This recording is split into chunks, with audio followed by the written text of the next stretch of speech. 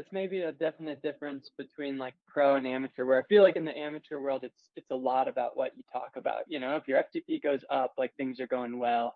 And I mean, I think there's a lot of validity to that in like a few areas, you know, but in the pros, a lot of times it can either be like way more specific or way less specific, you know? And so like I think you've got certain riders that are thinking like, you know, my threshold just needs to go up, you know, like I'm like, I feel good on long climbs, but I just need another 15 watts or something sustainable, which is kind of, you know, the same as what, you know, same as just saying your FTP needs to go up. But like a lot of it, I think, and this is maybe some of where the over under stuff trickles down from, you know, you hear a lot of guys talk about like, you know, feeling like they can hold the power if they're in control and it's just steady, but it's not steady, you know, it's always really hard for 4 or 5 minutes at the bottom, even if it's a half-hour climb, and then it settles, and then maybe some people drop the wheel and you were too far back and you got to make a surge to like stay in the group kind of.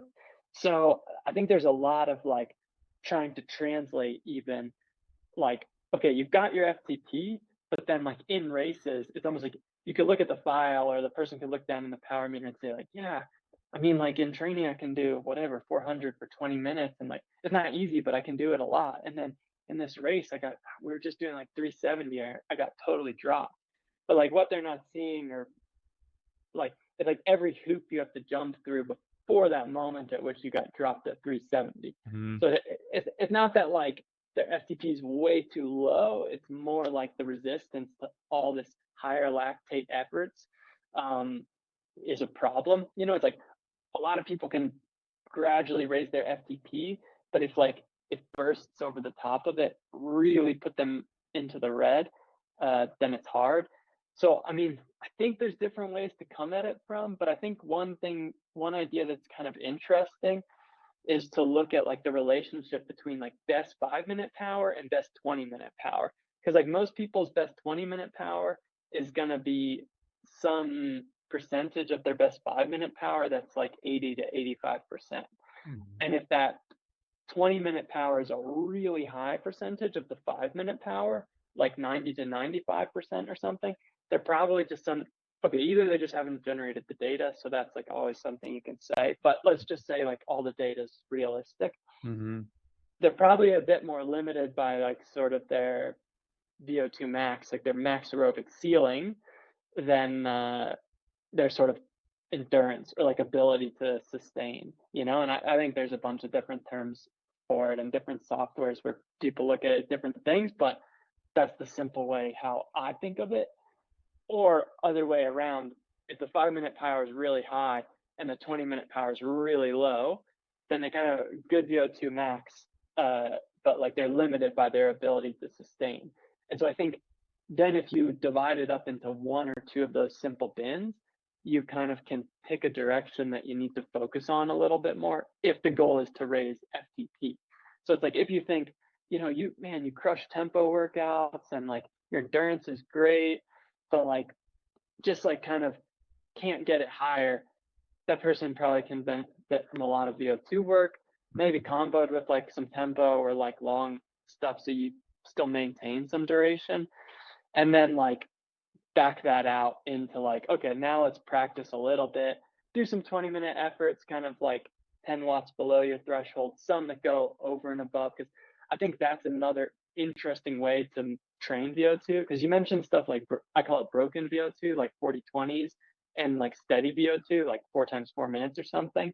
But I think that over unders is another thing, you know, like 3 minutes at 85% of threshold and then 2 minutes at 110%. That's also, I think, pushing that ceiling up, but hopefully working a bit on sort of that ability to clear lactate whilst not going like totally easy. Give me your percentages for over-unders again that you like. Well, I think you could do them a lot of different ways, but like, what'd you just put out? I said 3 minutes at 85% and 2 minutes at 110%. Okay, cool. So to make sure I have this clear, so when you're talking about the relation of 5 and 20-minute power, if the 5 and 20 are very close, meaning that they could do more VO2 max work. That's when you would go down the VO2 max, whether they're doing the 40/20s or the 4x4s. Yeah. If it's farther away to the 80% number, then you would say, okay, let's work on FTP. And then you would decide whether you do over-unders or constant power, as you're saying, or use the tempo to keep the duration going. Do I have that correct? A little bit. I think what I think of it more is like if the end goal is raise FTP, the question is, what's your limiting factor in your FTP going up? Is it your VO2 max or is it your ability to sustain? So I would look at the sort of percentage of 20 to 5-minute power to try and assess which it is. And if it's a really small gap, I would say we need to push the max aerobic ceiling up, because your ability to sustain is okay, but you're being limited by your max aerobic ceiling. So then we go more the VO2 max. But if it's a really low percentage, I would say you're being limited by your ability to sustain or your endurance. So then we would do more time training below threshold. I guess I kind of think you don't really raise your threshold by training at threshold. Okay.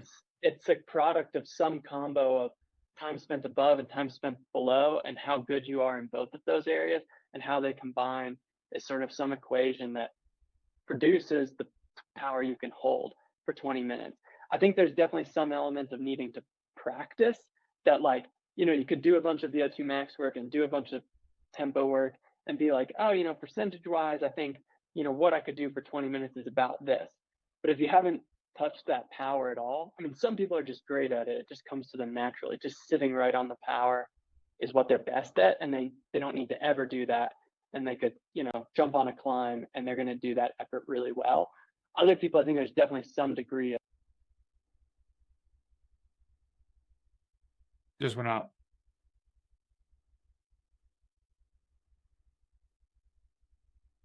Mm-mm.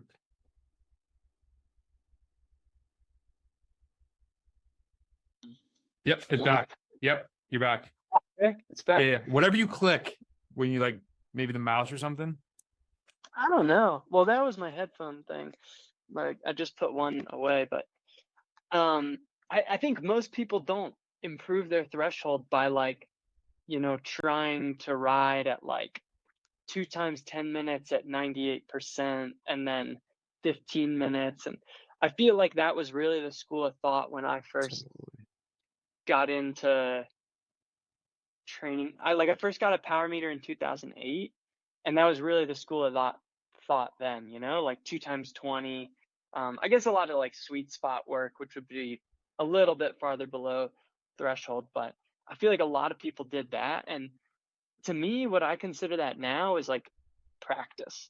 Or like I call it like familiarization. It's like you're familiarizing yourself with the ability to hold the power, because like you might physiologically have that ability, but like if you've never done it, if you haven't spent any time riding there, it can feel weird and it can feel really uncomfortable. So I think if you did a max 20-minute test and then practiced a little more, and 3 weeks later did another max 20-minute test because you'd done a few 2x20s at like 98% of threshold and you got a bit better, I don't really buy that like doing those 2x20s at 98% made you like physiologically that much more capable. I think it just helped you practice sustaining pretty high power and kind of being uncomfortable. I think it's more like this combo of like power above threshold, like max aerobic power, and sort of efficiency or endurance below threshold that really drive what your FTP is. I love it. There's always a clip that it's like someone's be like, dude, I think Brendan's paying this guy to say this because there's a lot of similarity in things that I talk about. And so I love to hear that from somebody like you that have a ton of respect for.